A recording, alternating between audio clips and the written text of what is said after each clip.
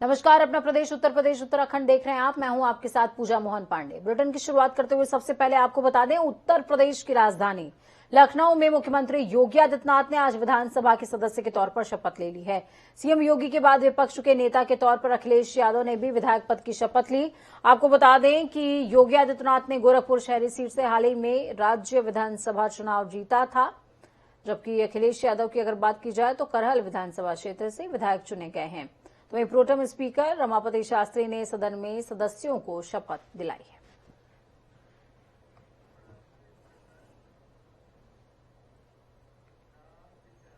UP में विधानसभा अध्यक्ष पद के लिए आज नामांकन हुआ। बीजेपी की ओर से वरिष्ठ नेता और पूर्व मंत्री सतीश महाना ने नामांकन दाखिल किया। हालांकि सपा की ओर से कोई भी उम्मीदवार नहीं उतारा जाएगा। दरअसल बीजेपी को यूपी चुनाव नतीजों में बहुमत मिला है। ऐसे में सतीश महाना का विधानसभा अध्यक्ष बनना तय माना जा रहा है। तो वहीं CM Yogi Adityanath, deputy CM Keshav Prasad Maurya और ब्रजेश पाठक, जनसत्ता दल के राजा भैया, कांग्रेस विधानमंडल दल के नेता आराधना मिश्रा और बीएसपी विधायक उमाशंकर सिंह ने सतीश महाना का समर्थन किया है। तो वहीं अखिलेश यादव नामांकन करने के लिए विधानसभा में नहीं पहुंचे। सारे दलों ने समर्थन है, सभी का समर्थन रहा है इसमें। और जो परंपरा रही उत्तर प्रदेश की विधानसभा की, वो यही रही है कि हमेशा सर्वदलीय समर्थन रहा है स्पीकर का। और जहां तक मेरी जानकारी है, प्रस्ताव तो उनका भी था, वो क्यों नहीं आए ये तो जवाब ही देंगे। बीएसपी विधायक उमाशंकर सर हमारे साथ में हैं। सर, आज आपने नामांकन अध्यक्ष पद का हुआ है कि आपने सपोर्ट किया है, समर्थन किया है? हाँ, ये देखिए, ये परंपरा सदियों से परंपरा चली आ रही है और मैं तीसरी बार एमएलए हूँ। और ये हमेशा होता है कि जिसकी सत्ता रहती है उनके स्पीकर जो है मतलब चुने जाते हैं और सारे दलीय नेता उसका समर्थन करते हैं। उसी के क्रम में आज हम सभी लोग, देखिए, कांग्रेस के भी थे, लोक दल के भी थे, वो माननीय नेता विरोधी दल अखिलेश जी भी सिग्नेचर किए, सब लोगों ने किया और नॉमिनेशन फाइल हुआ। अखिलेश यादव आए नहीं, क्या लगता है कुछ दूसरा भी फाइल हो सकता है? नहीं, अखिलेश जी खुद ऑलरेडी वो दस्तखत कर चुके हैं। मैंने देखा वहां पे अखिलेश जी का भी सिग्नेचर है, अखिलेश जी खुद समर्थन किए हैं। आज आना कोई जरूरी नहीं होता है, क्योंकि जो परंपरा है आज का नहीं होता है। आज तो कोई भी आकर के नॉमिनेशन वो फाइल कर सकता है। हम लोग चूंकि यहाँ पे मौजूद थे, आ गए थे। और कल की परंपरा है कि लीडर अपोजिशन और लीडर माने हाउस के लीडर यानी नेता सदन माननीय मुख्यमंत्री जी और नेता विरोधी दल माननीय अखिलेश जी और सभी दलीय नेता स्पीकर को ले जाकर के, जो नए स्पीकर का चयन होगा उनको ले जाके आसन तक पहुंचाते हैं। क्या निर्विरोध मतलब माना जाए कि जिस तरह से मैंने देखा कि सारे लोग जब अपने दस्तखत किए हैं, समर्थन दिए हैं, तो निर्विरोध ही है और कोई बचा नहीं। सारे दलीय नेता जब कर दिए हैं तो कोई बचा ही नहीं है, इसलिए निर्विरोध तो चुनना तय है। शुक्रिया।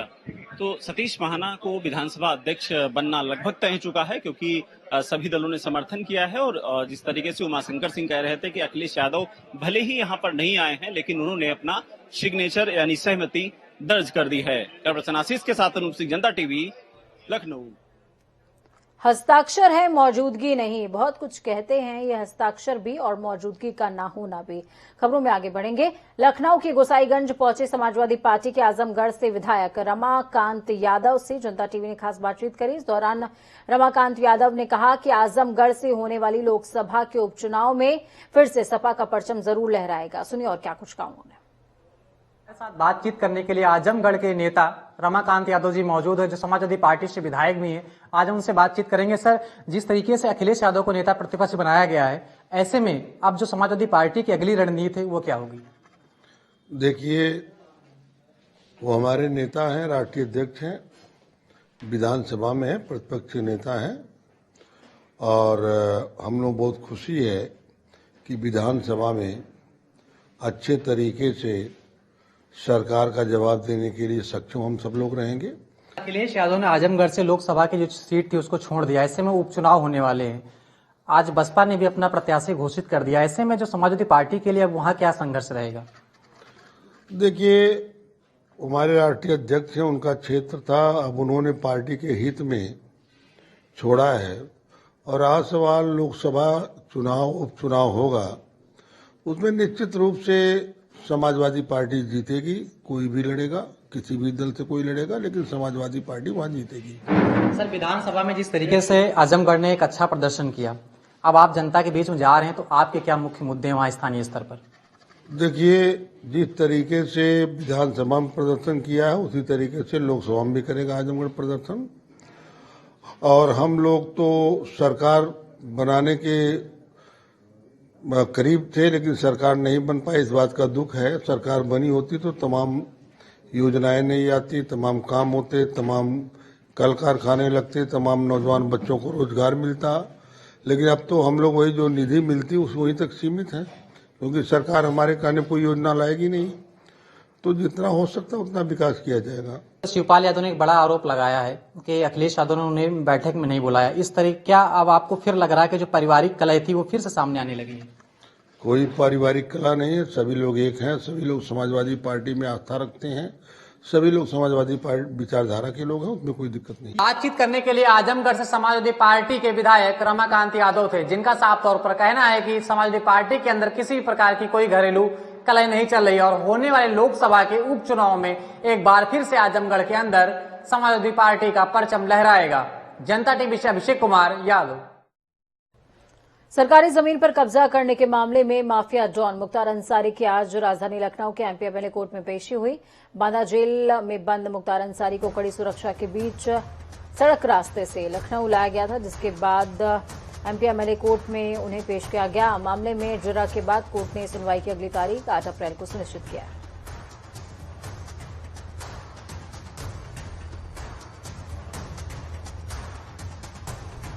आज इनके 2 केसेस लगे हुए थे।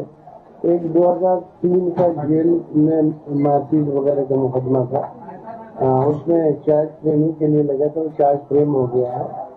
और दूसरा मुकदमा जो है वो शत्रु प्रॉपर्टी वाला जो नया बना है, उसमें कापी रिसीव करने के लिए लगा था। उसमें कापी रिसीव कर ली है, लेकिन वेरिफिकेशन के बाद ही हम उसको मानेंगे कि सारी कापी मिली है या नहीं मिली है, उसके बाद आगे प्रोसीडिंग। अगली तारीख कोर्ट में क्या दी है? अगली तारीख 8 अप्रैल कोर्ट में दी है। उस दिन जो है थ्रू VCR उनका अपीयरेंस मांगा के लिए तैयार हो गई है कोर्ट कि अब इनको जो फिजिकल प्रेजेंस उनकी नहीं चाहिए। आरोप सिर्फ आलमबाग वाले आलमबाग वाले में तय हुआ।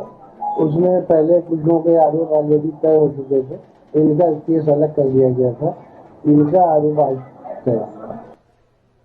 यूपी माफिया पर एक बार फिर से बाबा का बुलडोजर चला है। प्रयागराज के बाहुबली अतीक अहमद के इंटर स्टेट गैंग के खिलाफ फिर से यूपी गवर्नमेंट की कार्रवाई शुरू हो गई है। अधिकारियों से मिली जानकारी के हिसाब से बाहुबली अतीक अहमद के घर पहले हुई कार्रवाई के बाद फिर से अवैध निर्माण करवाया गया था, जिसे आज यूपी सरकार के बुलडोजर ने ढा दिया है।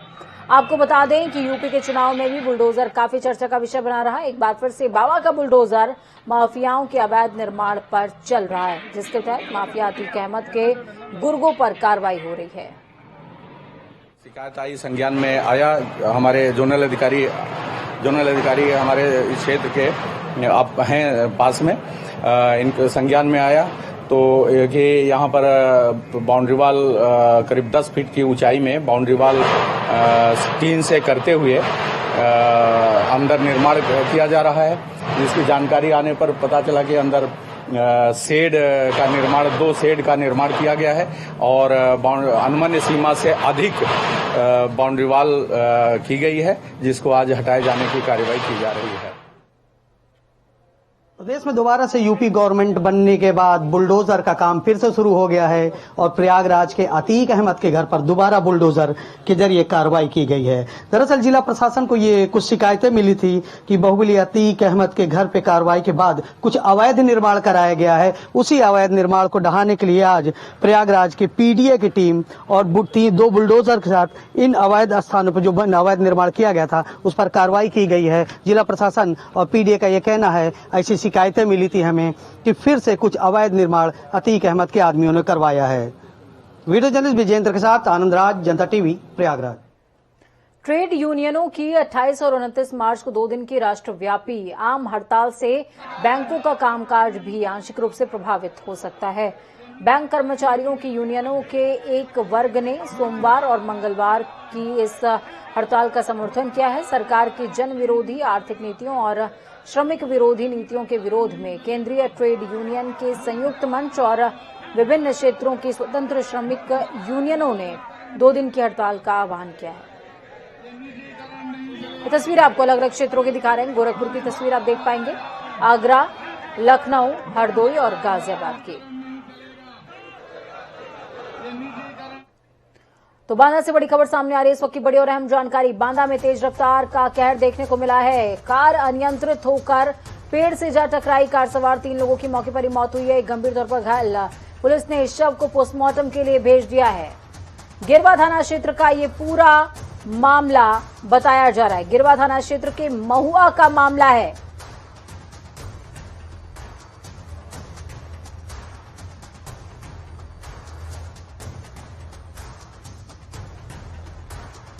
तो बांदा से बड़ी खबर, कार सवार 3 लोग मौके पर ही मौत की नींद सो गए। कुशीनगर जिले के रामकोला थाने के कटघरही गांव में मुस्लिम युवक को बीजेपी प्रचार करने और सरकार बनने पर मिठाई बांटने की सजा मिली, और ये सजा छोटी मोटी नहीं बल्कि जान से हाथ धोना पड़ा है। मुस्लिम युवक को उसके पट्टेदारों ने इतना पीटा कि वो अधमरा हो गया। उसके बाद उसे छत से नीचे फेंक दिया गया। 20 मार्च की ये पूरी घटना है। आज गांव जब युवक का शव पहुंचा तो लोग इतने आक्रोशित थे कि उन्होंने अंतिम संस्कार करने तक से मना कर दिया। युवक का नाम बाबर बताया जा रहा है।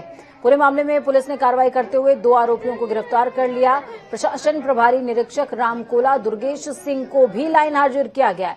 पुलिस पर आरोप है कि बाबर की पिटाई के बाद दी गई शिकायत पर कोई कार्रवाई नहीं हुई। यहां तक कि 1 हफ्ते तक एफआईआर तक दर्ज नहीं की गई थी।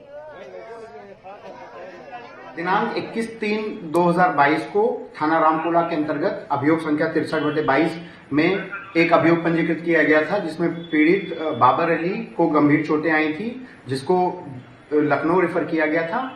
दौरान इलाज उस व्यक्ति की मृत्यु 25/3/2022 को हो गई, जिस संदर्भ में अभियुक्त गण आरिफ व ताहिद को गिरफ्तार कर जेल भेजा जा चुका है।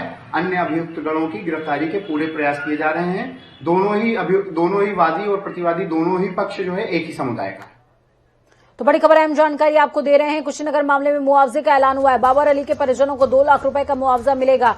योगी सरकार ने मुआवजे का ऐलान किया है। आपको बता दें कि इस पूरे मामले को लेकर मुख्यमंत्री योगी आदित्यनाथ ने हालांकि ट्वीट करते हुए सहानुभूति भी जताई थी। उन्होंने कहा था जो भी दोषी होगा उसके खिलाफ सख्त से सख्त कार्रवाई की जाएगी। और इसी बीच मुआवजे का ऐलान है। 2 लाख रुपए का मुआवजा परिजनों को मिलेगा।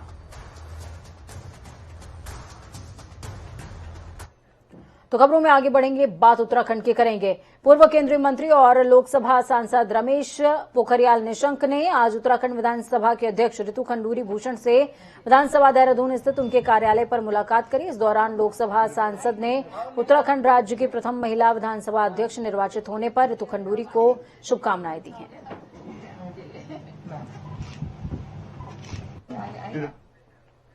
विधानसभा सत्र से आने पहले कांग्रेस मुख्यालय में कांग्रेस विधानमंडल दल की बैठक का आयोजन किया गया। प्रदेश प्रभारी देवेंद्र यादव की अध्यक्षता में आयोजित बैठक में 19 में से 17 विधायक मौजूद रहे। प्रदेश प्रभारी देवेंद्र यादव का कहना रहा कि बैठक में मौजूद सभी विधायकों ने राष्ट्रीय नेतृत्व के ऊपर नेता प्रतिपक्ष का नाम तय करने की जिम्मेदारी छोड़ दी है। विधानसभा चुनाव के बाद आज पहली बार हमारी कांग्रेस लेजिस्लेटिव पार्टी की मीटिंग यहाँ आउट की गई थी, जिसमें हमारे सभी सीनियर और नवनियुक्त जो हमारे विधायकगण हैं उन्होंने प्रतिभाग किया है। और क्योंकि कल से विधानसभा सत्र शुरू हो रहा है, तो हमने इस दौरान कौन हमारे इस सीएलपी को नेतृत्व करे उस बारे में भी चर्चा की गई। मुझे खुशी है कि सभी साथियों की एक सहमति हुई है कि जो फैसला आदरणीय अध्यक्षा श्रीमती सोनिया गांधी जी करेंगी वो सभी को मान्य होगा। और उस संदर्भ में एक प्रस्ताव अभी सभी साथियों ने पारित किया है। तो इस खबर पर ज्यादा जानकारी के लिए अजीत काम्बोज जुड़ चुके हैं। अजीत, क्या कुछ अपडेट है? मीटिंग तो हुई लेकिन मीटिंग का नतीजा वही, ढाक के 3 पात। केंद्रीय आला कमान पर निर्णय की जिम्मेदारी छोड़ी गई है। बिल्कुल पूजा, जिस तरह से कल सुबह 11 बजे से विधानसभा का सत्र होना है, उससे पहले नेता प्रतिपक्ष का चयन एक महत्वपूर्ण भूमिका में होगा। लेकिन सीधे तौर पर कांग्रेस की अगर बात की जाए तो कांग्रेस अभी तक भी अपने नेता प्रतिपक्ष का चयन नहीं कर पाई है। और सीधे तौर पर बैठक की अगर बात की जाए तो आधा घंटा बमुश्किल ये बैठक चली है, जिसमें 18 विधायक मौजूद रहे। लेकिन तमाम प्रयासों के बाद भी आम सहमति नहीं बन पाई कि प्रदेश प्रभारी उसके नाम को डिक्लेयर यहाँ पर कर सके। अब प्रस्ताव बनाया गया है जो सोनिया गांधी को भेजा गया है। अब राष्ट्रीय अध्यक्षा कब तक इस पर निर्णय लेती है, इसका इंतजार सबको है। हालांकि प्रदेश प्रभारी का ये कहना जरूर है कि कल सुबह 11 बजे से जब सत्र का आगाज होगा तो उससे पहले ही कांग्रेस अपने नेता प्रतिपक्ष का चयन कर लेगी। बहुत शुक्रिया अजीत, हमारे साथ जुड़ने के लिए, अहम जानकारी साझा करने के लिए। तो चलिए